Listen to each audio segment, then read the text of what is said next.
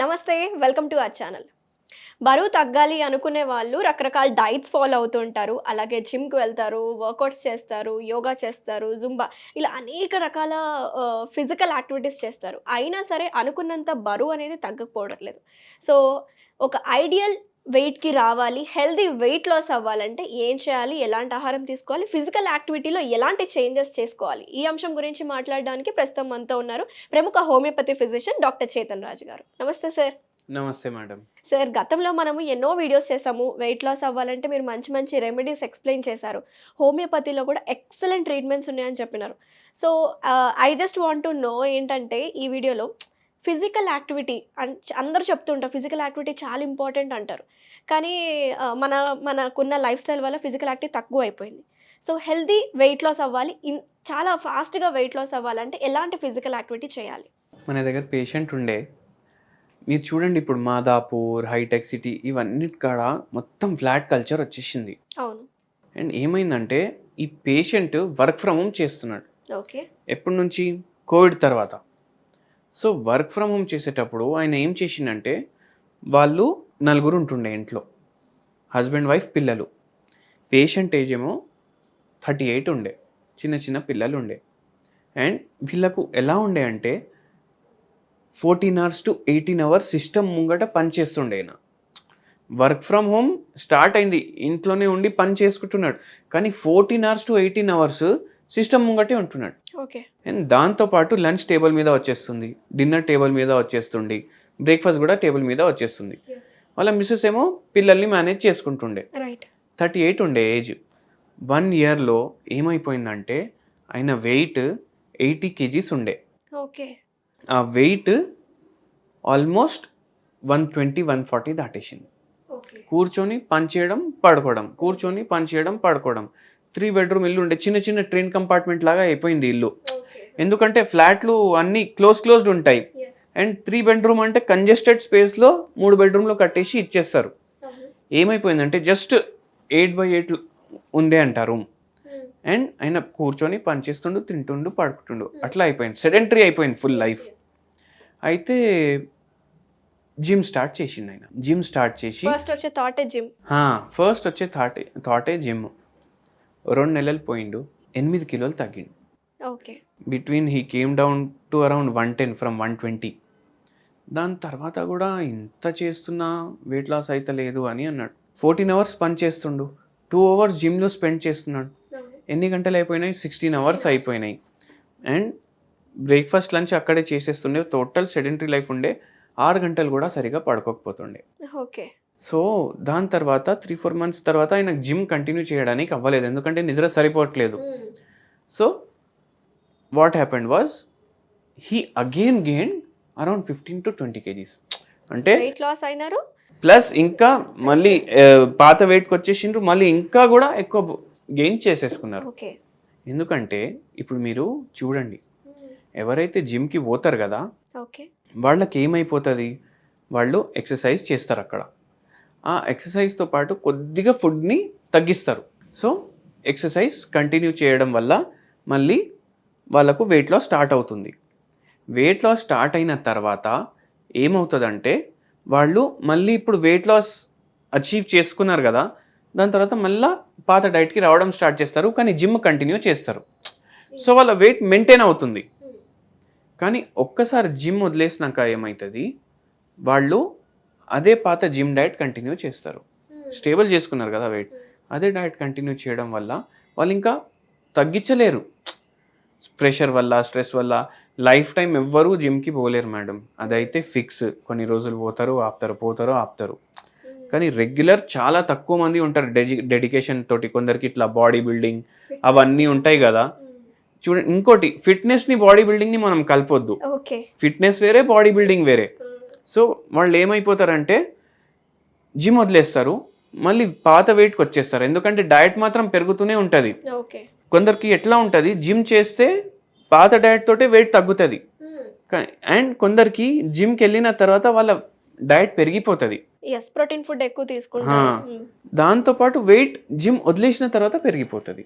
అందుకేనేమో సార్ చాలా మంది జిమ్ వదిలేసినాక ఇంకా లావ్ అయిపోయినామని. సో ఈ పేషెంట్కి కూడా ఎట్లనే ఉండే.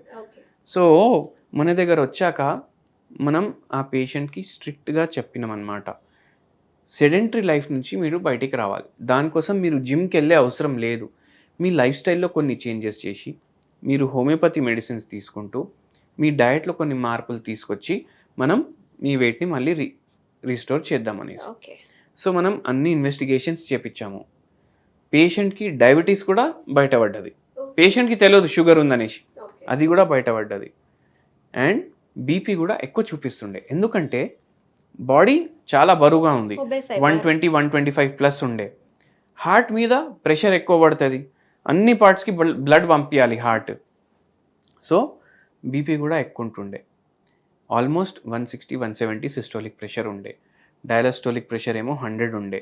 సో నేను ఒకటే అడ్వైస్ చేశాను, ఇప్పుడు మీరు బీపీ ట్యాబ్లెట్ స్టార్ట్ చేశారనుకోండి, షుగర్ ట్యాబ్లెట్ స్టార్ట్ చేశారనుకోండి, మీకు లైఫ్ టైం ఉంటుంది, మీకు రెస్పాన్సిబిలిటీస్ ఉన్నాయి, మీరు జాబ్ చేసుకోవాలి, ప్లస్ హౌస్ని కూడా మేనేజ్ చేయాలి. అందుకే హోమియోపతితో పాటు మనం హోమియోపతి ద్వారానే మళ్ళీ నాన్ డయాబెటిక్కి తీసుకొచ్చాం పేషెంట్ని, నాన్ హైపర్టెన్సివ్కి తీసుకొచ్చాం పేషెంట్ని. 40 kgs వెయిట్ లాస్ అయింది పేషెంట్ది. రీసెంట్లీ వాళ్ళ ట్రీట్మెంట్ కూడా ఫినిష్ అయిపోయింది అనమాట. సో అట్లా మనం వెయిట్ లాస్ అచీవ్ చేయొచ్చు. అండ్ పేషెంట్కి మనం ఏం చెప్పాము, మీరు రెగ్యులర్లీ 2 meals, ఇప్పుడు 3 meals తింటారు మనిషి జనరల్గా, సో 2 meals మిల్లెట్స్ కన్జ్యూమ్ చేయాలి. మీరు ఇడ్లీ తిన్నా దోశ తిన్నా మిల్లెట్స్ తోటే చేసుకోండి, కొర్రలతో చేసుకోండి, రాగితో చేసుకోండి, మీ ఇష్టం. దాంతోపాటు మీరు 1 meal, మీకు రైస్ ఇష్టం కదా, మనం తెలుగు వాళ్ళం రైసే తింటాం, మనం రైస్ తినండి, కానీ క్వాంటిటీ హాఫ్ చేసేయండి. మధ్యాహ్నం చెప్పారా అలాగా? Quantity half. ఇది నైట్ ఉండే, ఎందుకంటే సాటియేషన్ రైస్ది ఎట్లుంటుందంటే మనకు పేషెంట్ టు పేషెంట్ బట్టి మనం ఇస్తాము. సో పేషెంట్కి ఎలా ఉండే అంటే రైస్ తినకపోతే నిద్ర రాదు. ఓకే. సో అందుకే మనం నైట్ పెట్టాం ఆ పేషెంట్కి రైస్, కానీ ఓన్లీ సగం క్వాంటిటీ. అండ్ దాంతోపాటు vegetables, green vegetables, leafy vegetables, పప్పు ఉంటే దాంట్లో కూడా ఒక లీఫీ వెజిటేబుల్ ఉండాలి, సాంబార్ ఉంటే కూడా దాంట్లో లీఫీ వెజిటేబుల్ ఉండాలి. సో ఇట్లా మనం డయట్ మేనేజ్ చేసినాము. 3 meals అట్లా ఇచ్చాం. ప్లస్ 1 meal మనం ఏం చేసామంటే ఓన్లీ సాలడ్స్, ఎప్పుడైనా ఆకలి అయితే రోజులో తినేసేయాలి. ఓకే. అండ్ మీకు ఏది కావాలంటే అది తినండి, కానీ పోర్షన్ కంట్రోల్ నైట్ టైం. మీకు నైటే తింటారు అంటున్నారు కదా, నైట్ టైం పోర్షన్ కంట్రోల్తో పాటు మీకు ఏది కావాలో అది తినండి, కానీ 2 times millet, 1 time salad. Okay. ఇట్లా చేసుకుంటూ దాంతోపాటు సూర్య నమస్కారం మనం అడ్వైస్ చేసినాము. So patient daily almost half an hour only Surya Namaskaram చేస్తుండే. నో జిమ్, నో జిమ్కి వెళ్ళి ఎక్సర్సైజులు ఏం లేకుండే. అండ్ హాఫ్ అన్ అవర్ సూర్య నమస్కారం ప్లస్ మన డయట్, దాంతో హీ లాస్ట్ ఎవ్రీథింగ్. అండ్ మన మెడిసిన్, ఇప్పుడు ఓన్లీ మెడిసిన్ ఇస్తే వెయిట్ లాస్ అవ్వదు, మెడిసిన్ ఏం చేస్తుంది, వెయిట్ లాస్ని చాలా ర్యాపిడ్ చేస్తుంది. ఓకే. ఓకే. అండ్ దాంతోపాటు ఇప్పుడు మీరు ఈజీగా మీ మెటబాలిజం ఫాస్ట్ అయిపోతుంది మెడిసిన్ తోటి. సో అట్లా మెడిసిన్ హెల్ప్ చేస్తుంది వెయిట్ లాస్లో కూడా. ఇప్పుడు మెడిసిన్ 60% పని చేస్తుంది అంటే 20% మీ డయట్, 20% మీ ఫిజికల్ యాక్టివిటీ, అలా కూడా అనుకోవచ్చు. అండ్ పేషెంట్ బిఎంఐ ప్రకారం వచ్చేసింది వెయిట్ కూడా. అండ్ దాని తర్వాత మనం ఆపేసినాము ట్రీట్మెంట్. ఓకే. సరే, ఎన్ని రోజులు ఇచ్చారు ట్రీట్మెంట్? ఆ పేషెంట్ మన దగ్గర ట్రీట్మెంట్ 1 year 1.5 year వాడారు. అలాగే డయాబెటీస్ పోయింది, హైపర్ టెన్షన్ కూడా పోయింది, అండ్ నార్మల్ వెయిట్కి వచ్చేసారు. అండ్ ఇంకో ప్రాబ్లం ఏమవుతుందంటే ఒక్కొక్కసారి పేషెంట్స్ ఏమో యాంటీ హైపర్ టెన్సివ్స్ మీద ఉంటారు. అవునవును. సో ఆ మెడిసిన్స్ వల్ల కూడా వెయిట్ పెరుగుతుంది ఒక్కొక్కసారి.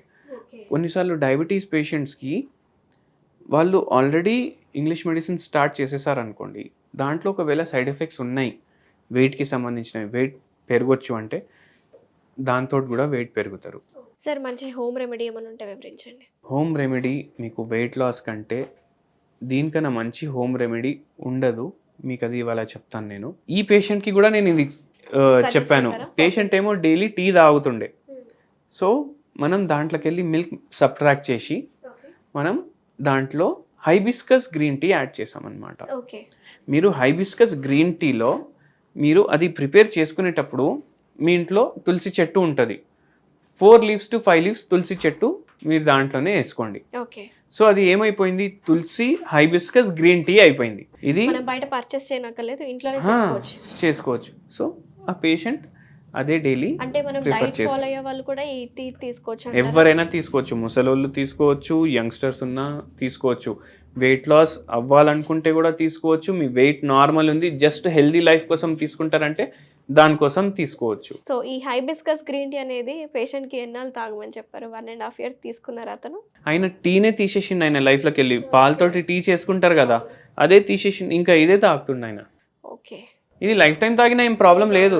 So thank you so much sir, చాలా మంచి వీడియోని మనం ఈరోజు చేసాం. ముఖ్యంగా వెయిట్ లాస్ అవ్వాలంటే ఏం చేయాలి, అలాగే మంచి రెమెడీ అండ్ మీ దగ్గరకు వచ్చే పేషెంట్కి హోమియోపతి ట్రీట్మెంట్ ద్వారా ఎలా క్యూర్ చేస్తున్నారు అండ్ ఐడియల్ వెయిట్కి ఎలా తెస్తున్నారు, చాలా డీటెయిల్గా చెప్పాను. Thank you so much.